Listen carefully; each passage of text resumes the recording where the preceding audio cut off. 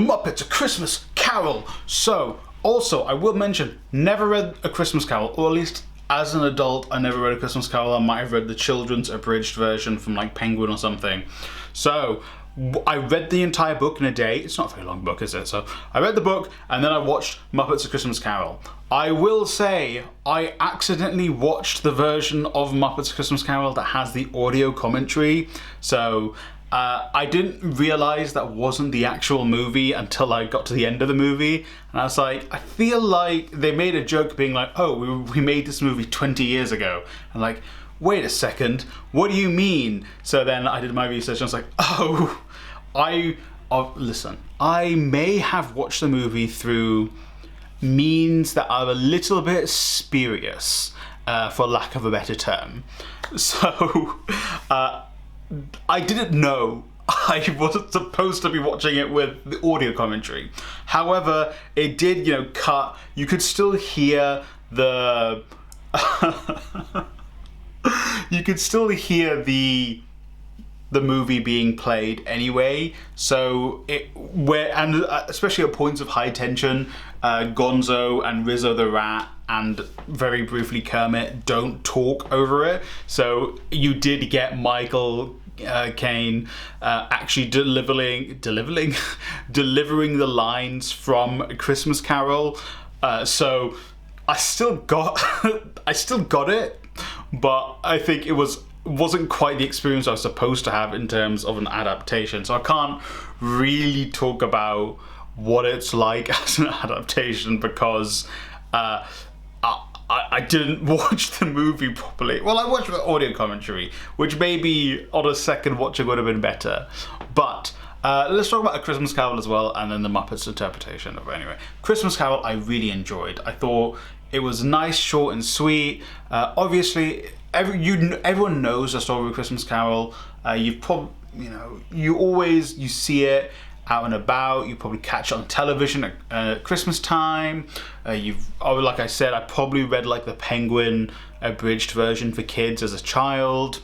So it's not like I didn't know the story. There's always the adaptation. So I remember watching the Disney one as a kid, where Goofy is one of the ghosts or something, and I think Mickey Mouse is the guy who works for Scrooge. So yeah, it's you see it, but I really do like it's broken down into 4 stanzas or chapters, as we would call them now probably.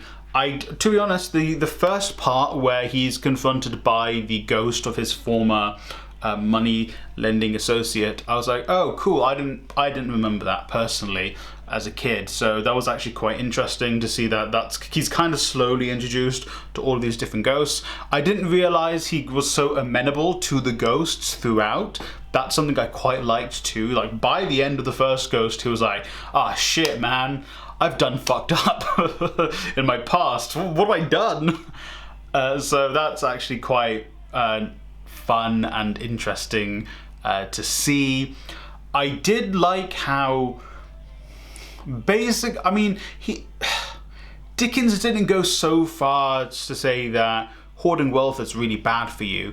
Basically, he's like, yeah, you can be rich, but be a good person too, right? And this does align with a lot of Dickensian, if you will, characters, because he has rich characters who sometimes are just awful, horrible people, but he also has rich characters who he presents as they're very rich, but they're a good person. They help people out. For example, Magwitch, he goes off, he gets very rich in Great Expectations, comes back and sponsors Pip and his livelihood. I think a similar thing happens in, what is the one, which is an autobiography? I read it. It's got Dev Patel in it in a recent adaptation.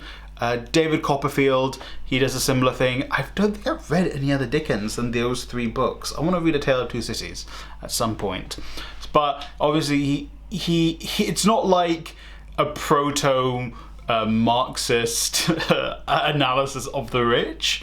He does kind of justify their existence, but he's like, hey, be a nice guy as well whilst you're rich, or else people are gonna wish you were dead, like happens with what's his name?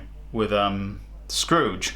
Ebenezer Scrooge. So I quite liked that. So trying to bring in Muppets Christmas Carol. It's a very accurate portrayal. Obviously, they add some songs. I don't think I got the cut song in my one. I think the only way to access that is Disney Plus, and I don't have Disney Plus for obvious reasons. But it was, and again, Gonzo and Rizzo were talking over a lot of the movie, so I couldn't really catch everything. But even Gonzo comments like, this was actually something we added to the movie that wasn't in the original book. I can't remember what it was. I think, it was when they're inside Scrooge's office. In the book, it's just, or at least I think it's just Scrooge and, is his name Bobby or Little Timmy's dad or something? I think his name is Bob, who's played by Kermit in the movie. Obviously played by Kermit the Frog.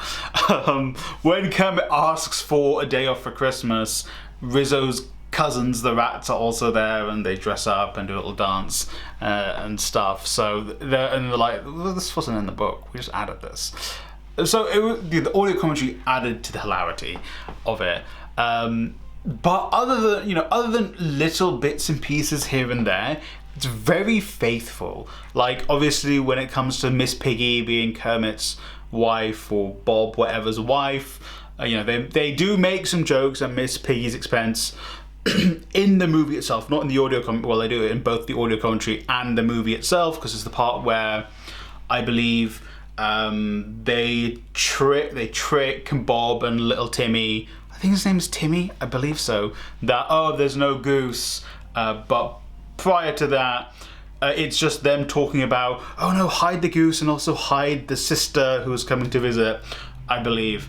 Whereas in the movie, they make a joke being of, Miss Piggy ate all the acorns or something, because it's because Miss Piggy's a pig, obviously. So little changes like that, just so it suits the Muppets. It's not really funny if you're talking about hiding Miss Piggy.